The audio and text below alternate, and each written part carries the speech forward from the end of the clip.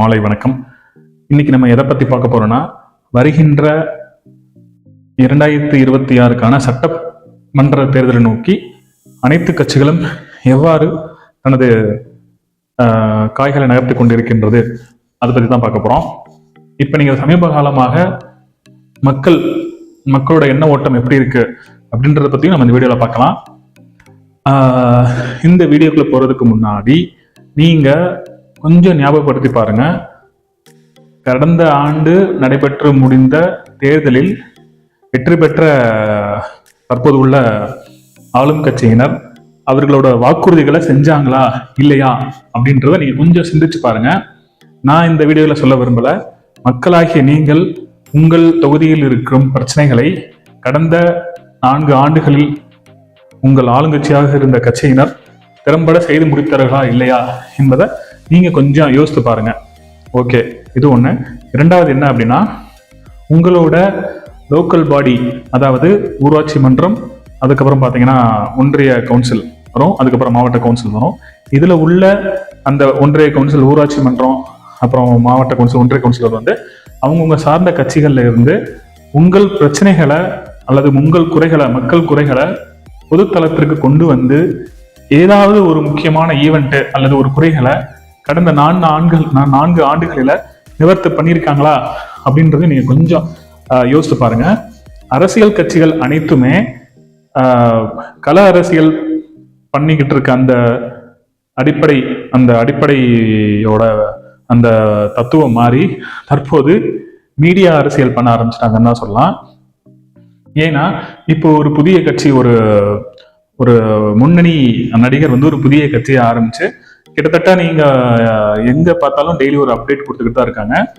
So இதெல்லாம் வச்சு பார்க்கும்போது களத்துல இறங்கி போராடிய கடந்த 25 ஆண்டு காலமாக, 15 ஆண்டு காலமாக இருந்த கட்சிகள்லாம் வந்து முக்கியமான மக்கள் பிரச்சனைகள்ல வந்து தங்களை ஈடுபடுத்தி கள அரசியல் பண்ணியிருக்காங்க. அந்த கள அரசியல் வந்து ஒரு 50% வெற்றி அடைஞ்சிருந்தாலும் ஒரு 50% ஃபெயிலியர் தான் சொல்ல முடியும்.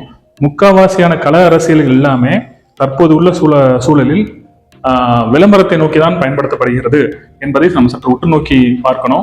எவ்வளவோ விஷயங்கள் இருக்கு. நீங்க கடந்த ஆண்டுல இருந்து கடந்து வந்த அந்த மக்கள் எழுச்சி போராட்டங்களையும், மக்கள் களத்துல இறங்கி, அரசியல் கட்சிகளை தவிர மக்கள் களத்துல இறங்கி எந்தெந்த மாதிரியான பிரச்சனைகள்ல வந்து களத்துல இறங்கி போராடி கொண்டிருக்காங்க அப்படின்னு பார்த்தோம் அப்படின்னா, ஜல்லிக்கட்டு போராட்டத்தை சொல்லலாம். அதுக்கப்புறம் தற்போது நடைபெற்ற அரிட்டாப்பட்டி டங்ஸ்டன் போராட்டத்தை பார்க்கலாம். ஸோ இந்த 2 போராட்டங்கள்ல தான் வந்து அரசியல் கட்சியை மீறி மக்கள் இறங்கி களத்துல போராடி வெற்றி கிடைச்சிச்சு அப்படின்றத நம்ம வந்து தெளிவா புரிஞ்சுக்கலாம்.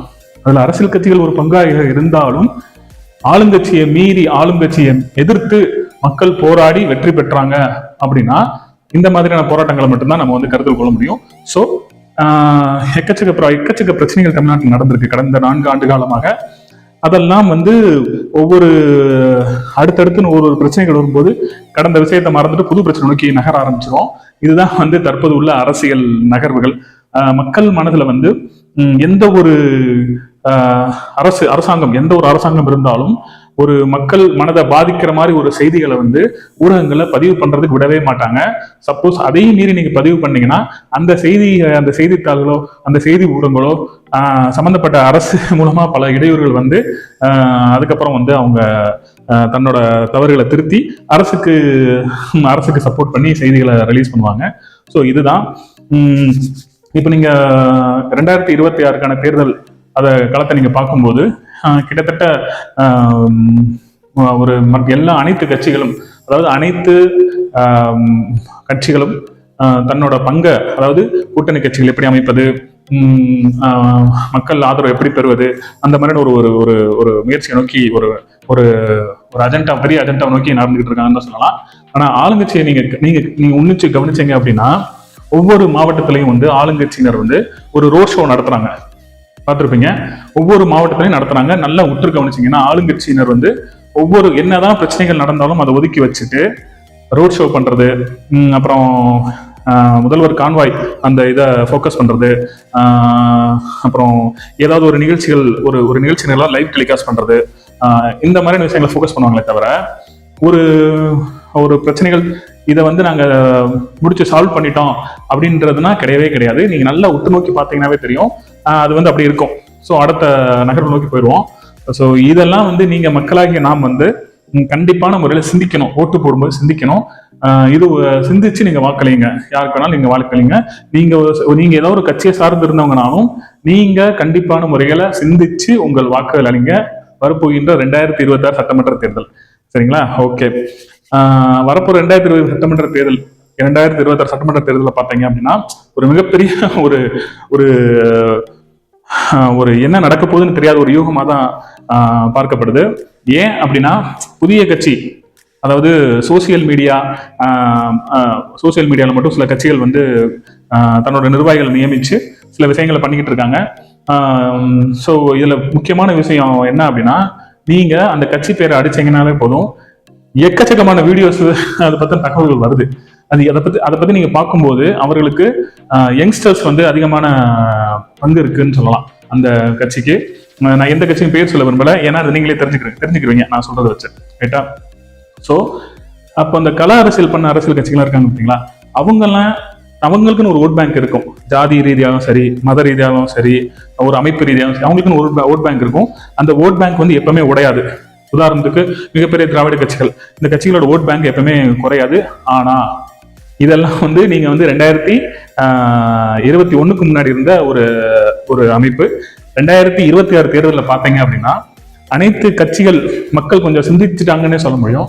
ஏன்னா ஆளுங்கட்சிகள் வந்து ஒரு ஸ்மார்ட்டான முறையில வந்து வாக்குறுதிகளை கொடுத்து மக்களை வந்து ஈஸியா ஓட்டுகளை பெற்றிருக்காங்க. நீங்க நல்லா பார்க்கலாம். அதாவது தகுதி வாய்ந்த பெண்களுக்கு ஊதியம், அப்புறம் அந்த கூட்டுறவு வங்கியில வந்து நகைக்கடன் தள்ளுபடி பண்ணாங்க பார்த்தீங்களா. இதெல்லாம் வந்து தகுதி வாய்ந்த ஃபர்ஸ்ட் ஒரு விஷயத்த ஒரு தேர்தல் வாக்குறுதியில கொடுத்துறது, அனைவருக்கும் தள்ளுபடி அப்படின்னு கொடுத்து அதுல தகுதியானவங்கன்னு சேர்த்து ஒரு ஸ்மார்ட்டா ஒரு விஷயத்தை ஏமாத்துறாங்க.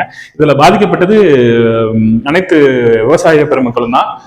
ஸோ இந்த மாதிரியான விஷயங்கள் வரப்போகின்ற தேர்தலில் தன் வாக்குறுதிகளை செய்ய முடியும். இதனால அவங்களால அவங்க அரசியல் கட்சிகள் கொடுக்குற வாக்குறுதிகளை அவங்களால செய்ய முடியும். அதை மக்களும் அலசி ஆராயணும். சும்மா ஜஸ்ட் லைக் வாயில சொல்லிட்டு போற அந்த வாக்குறுதிகளை நம்பி நீங்க உங்க ஓட்டுகளை பதிவு பண்ணாதீங்க. ஸோ வருகின்ற 2026 தேர்தல் வந்து மக்கள் வந்து விழிப்புணர்வோட வாக்குகள் அளிங்க அப்படின்றதான் இந்த வீடியோவோட நோக்கம். மேலும் 2020க்கான தேர்தல் அப்டேட்ஸ் பத்தி நான் உங்களுக்கு ரெகுலரா கொடுக்குறோம். யூடியூப் சேனலோட சப்ஸ்கிரைப் பண்ணுங்க, கமெண்ட் பண்ணுங்க. Thank you so much.